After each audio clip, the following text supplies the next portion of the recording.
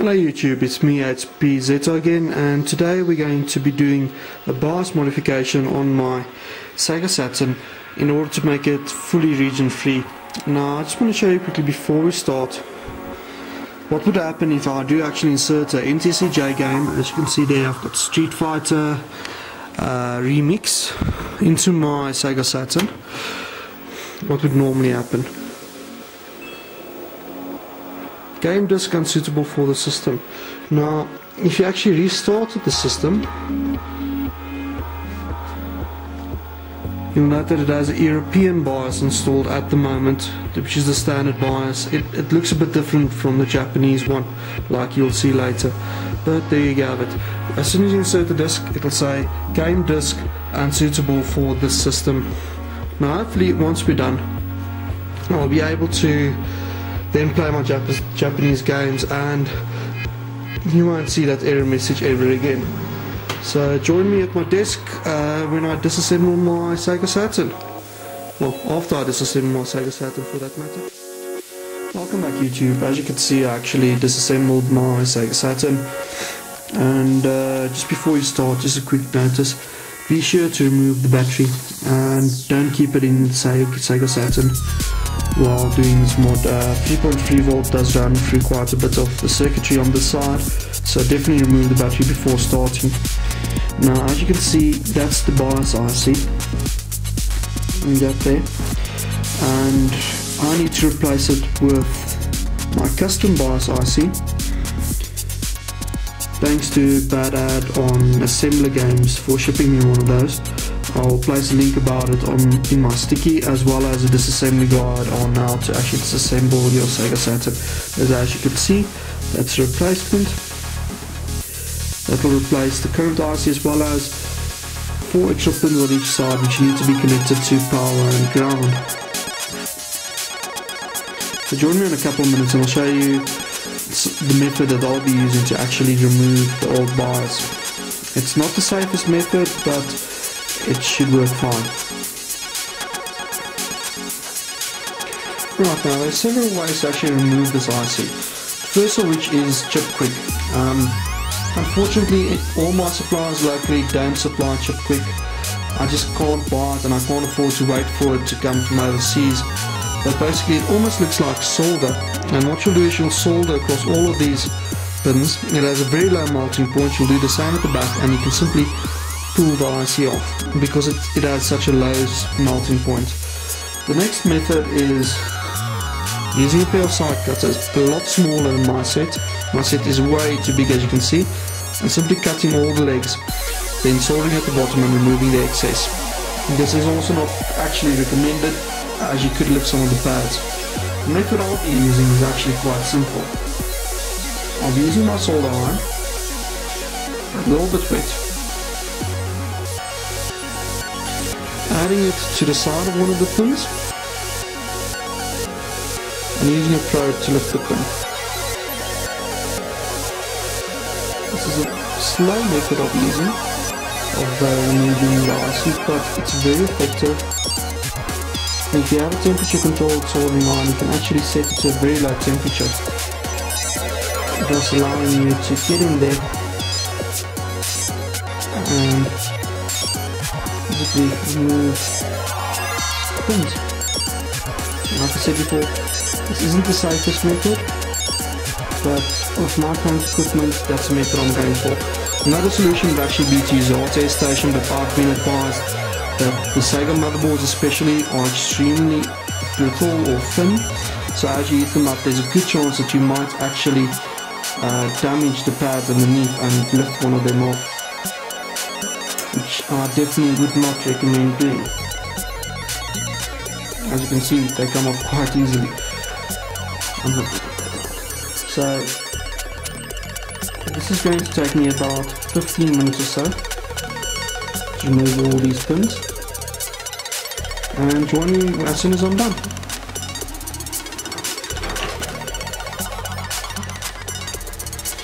Yeah, and we're done.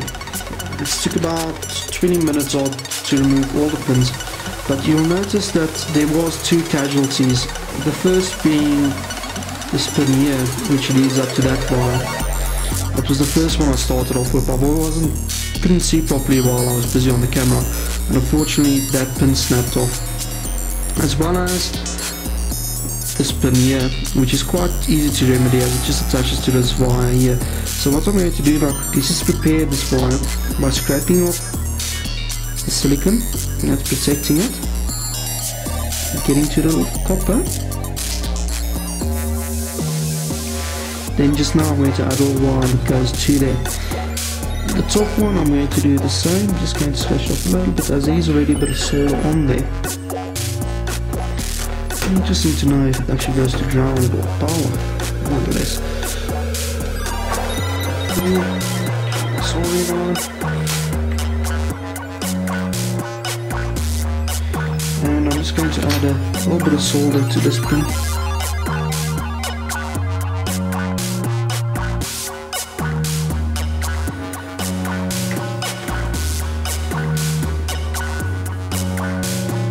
As well as this bottom one here. There we go. And I'm going to do some cleaning. Just going to clean off the motherboard from any dust, dirt and grime. I use PCC contact cleaner. Just a little bit. Just prepare the board and allow it to take me out here a bit easier.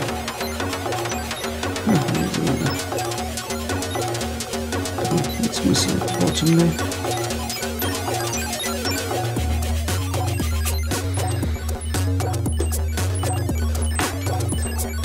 Right, I don't know if you can see that a bit clearer now.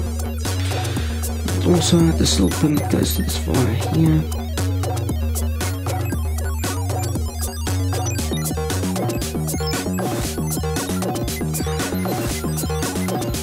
It's not clean.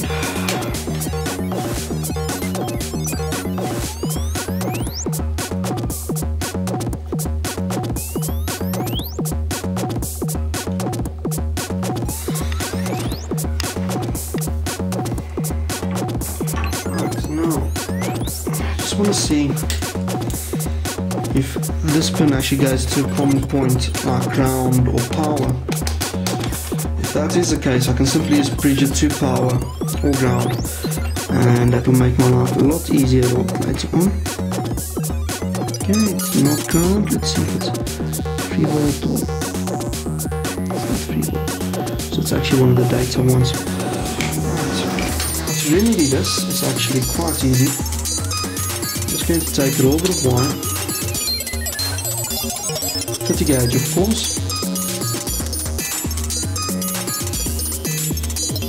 as all of you can see, that's why actually I've been using chip quick. You won't have to do box repairs or anything afterwards.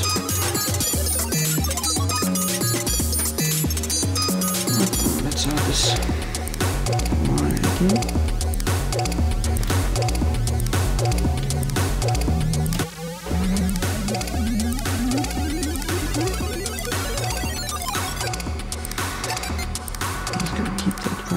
That. And as I'm soldering, as you can see, just have to make sure those two pins stay separate.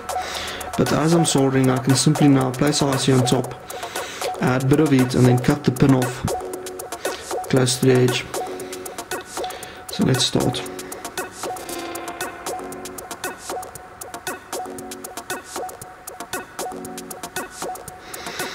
It's aligned. It's going to be a bit of a tight fit. Now it's tooled, but that looks like that's about it.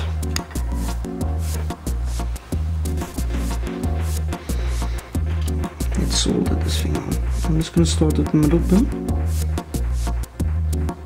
Bit of solder each time.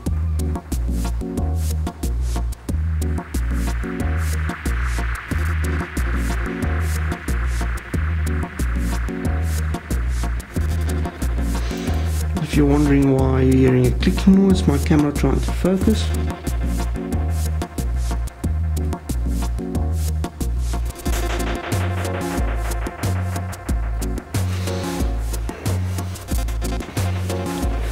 Let's repeat it towards the opposite side.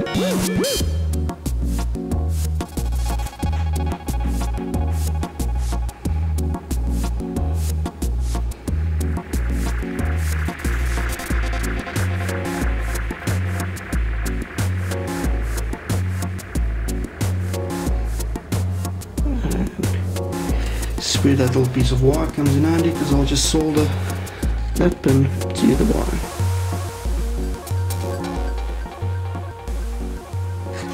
There we go, that's good enough. Let's cut it off quickly.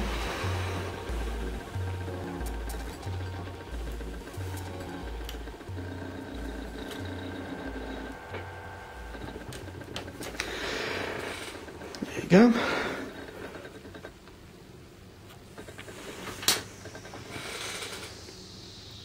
As you can see, that's that side done. I'm now going to flip the motherboard over and do the exact same on the opposite side.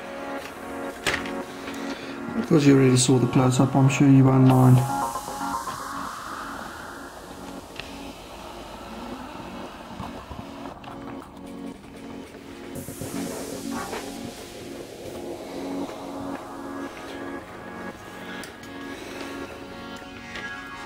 So I'll just repeat the process again with the solder and go to the next pin.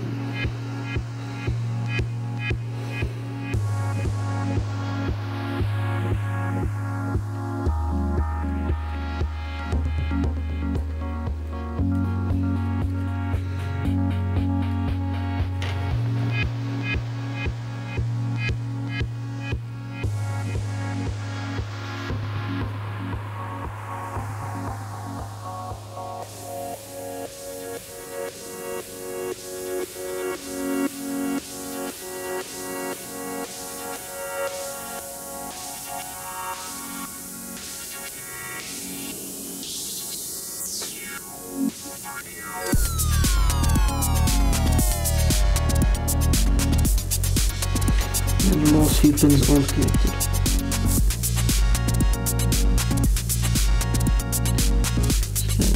It's a bit dodgy.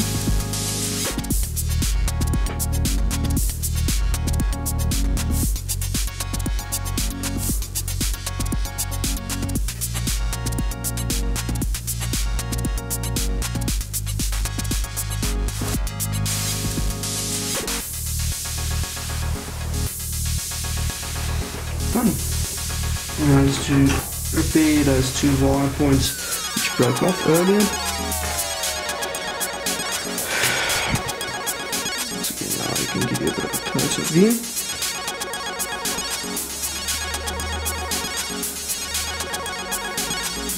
There we go. And you'll remember that that one is on, and just let it down, that one there. So let's start with that one first.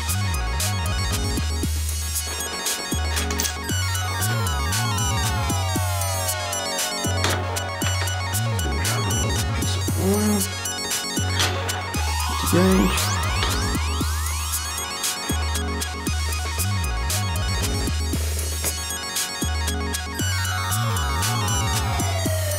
And let's solder this little piece of wire until the pin broke off.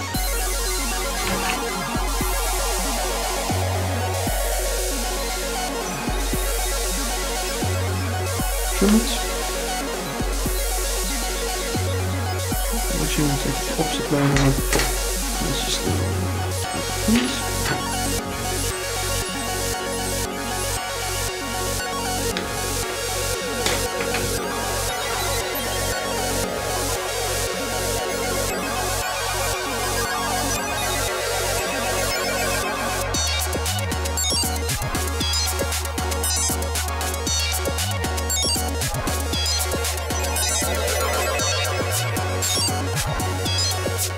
Go.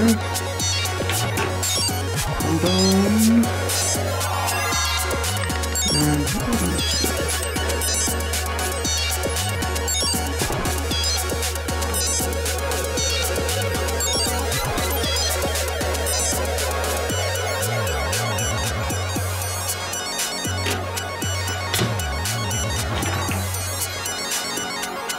this is most definitely not my best job ever.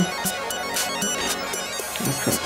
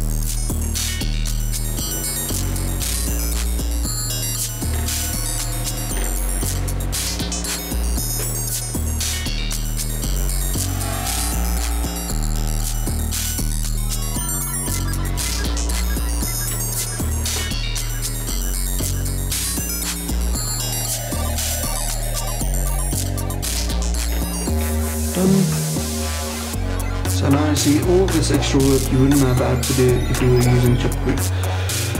Unfortunately, I was not using chip quick, as you can see. Next thing I want to do is I just want to lift these two pins. This is optional, it's not touching anything at the bottom, but I'm just doing it just in case. So,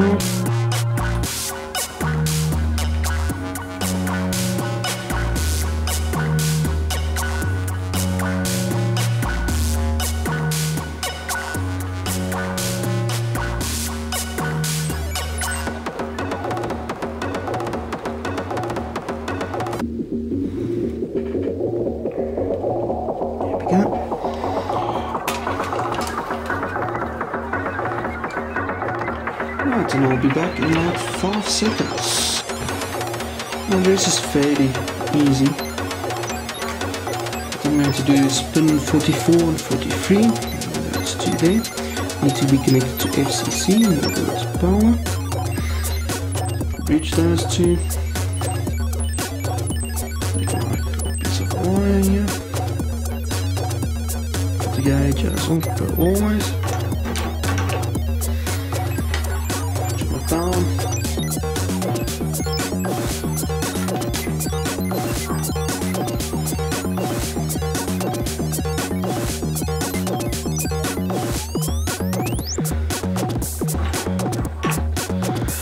And positive trace. Don't know if you can see that, but right behind there is a positive trace running straight behind from there to there. So I'm just going to connect it to positive.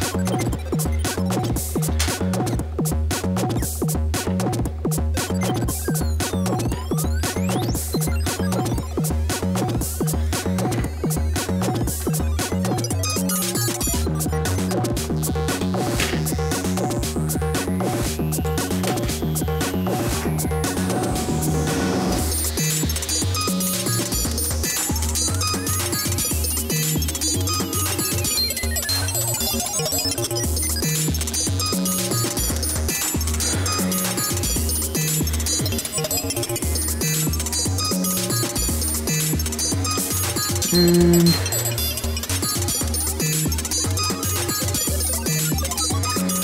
the last one needs to go to ground.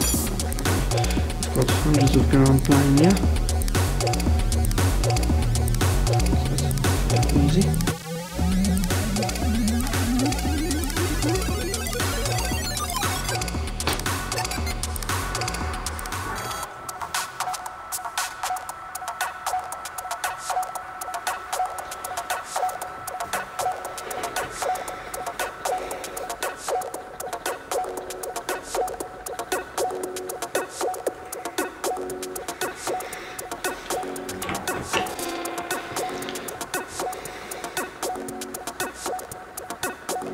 Ground.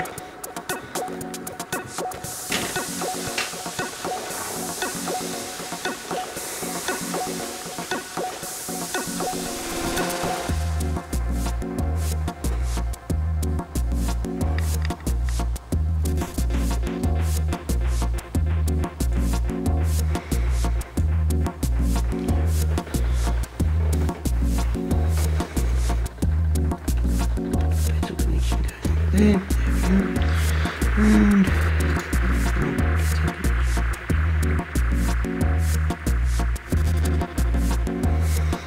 And there you have it. Normally quite an easy process, but seeing as I couldn't get chip quick or didn't want to use a heat gun, I had to fix a few traces. And that gives you some good examples of how to fix a trace as well. The next thing up is just to double check your connections and give the machine a quick test.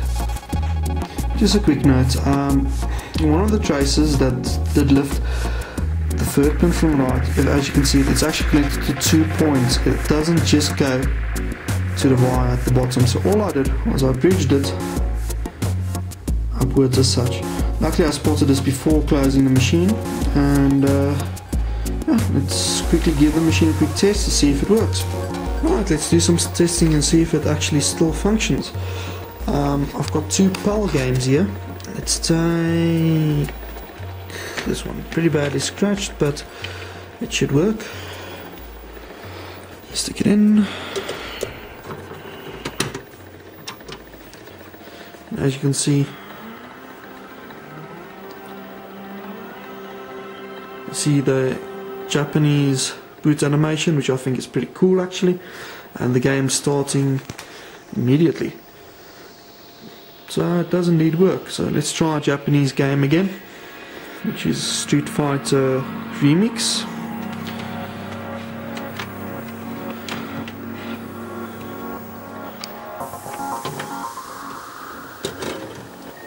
Sorry, it's a bit dark down there.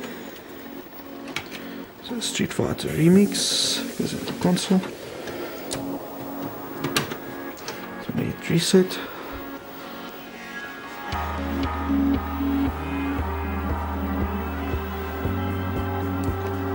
Japanese bar starts, and I'm introduced to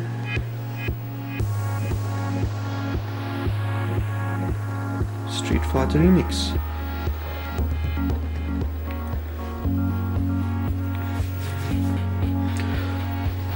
Now you won't know this, but this console was actually modded before. I just want to see if my modded game still works, so let's grab a copy of Doom. Stick that in. Reset. That's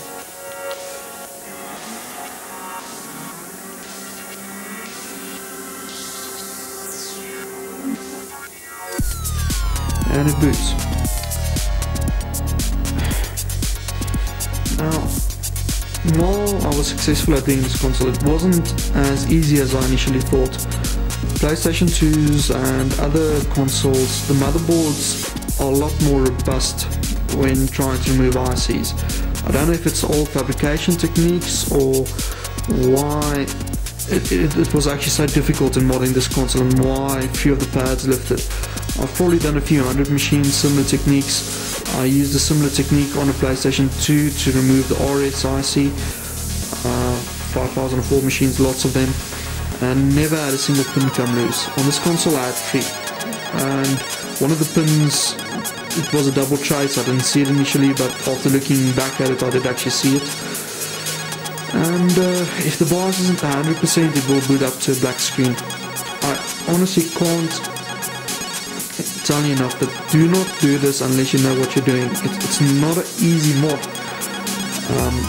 There are switchless region mods that you can attempt, and they will work for you, but this mod, once it's working, as you can see, it just blows you away. It does absolutely everything, and as you probably noticed, I had 3 machines before. I had a PAL, Japanese, and USA. That one wasn't working properly, but still, now I just need one. This is me, HP Zeta. If you liked my video, please comment, rate, subscribe.